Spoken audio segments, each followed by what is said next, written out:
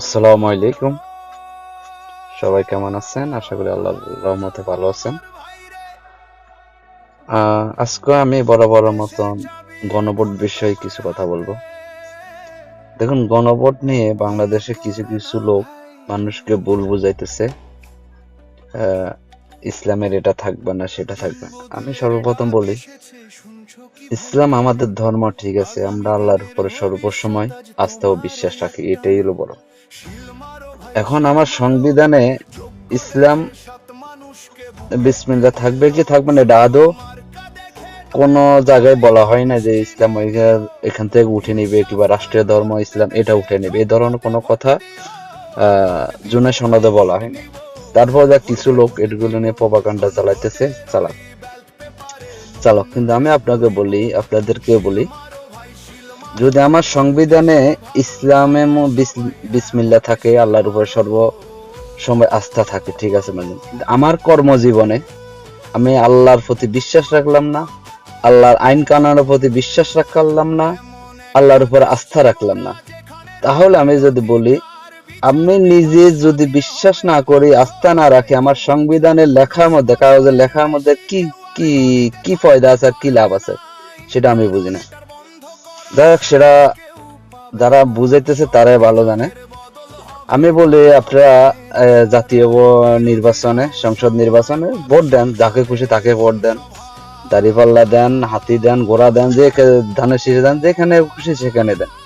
কিন্তু আপনাদের একটা অনুরোধ করব, আপনারা সবাই হাতে ভোট দেবেন। কারণ হাতে আছে মুক্তি। আপনারা যদি হাতে ভোট দেন, দেখবেন ভবিষ্যতে বাংলাদেশের চিত্রটাই পাল্টে যাবে।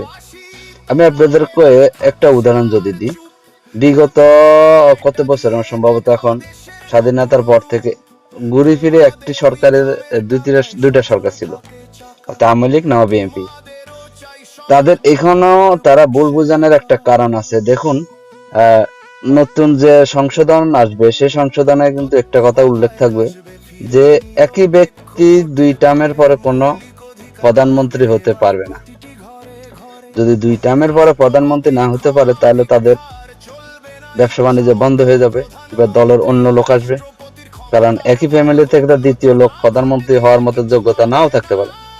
এই জন্যই তারা উল্টা পাল্টা মানুষকে বুঝাইতেছে যে ইসলামিক বিসমিল্লাহ থাকবে না, ইসলামের ক্ষতি হবে। আসলে এগুলো কিছু না। রাষ্ট্র কখনো ইসলাম দিয়ে চলে না।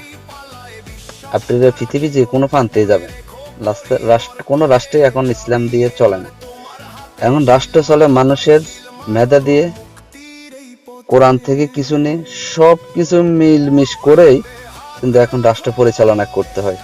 আমি যদি বলি সৌদি আরব পুরাপুরি এখন কোরআনী শাসন না, পৃথিবীর কোথাও এখন আর পুরাপুরি কোরআন শাসন নেই। পৃথিবীর সাথে তাল মিলে চলতে হলে সবকিছু নিয়ে চলতে হয়।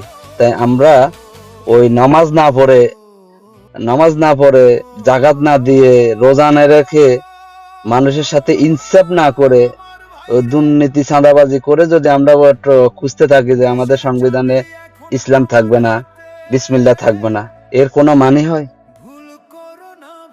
এর কোনো মানে হয়? আমি আপনাদেরকে এই কথাটি বলবো।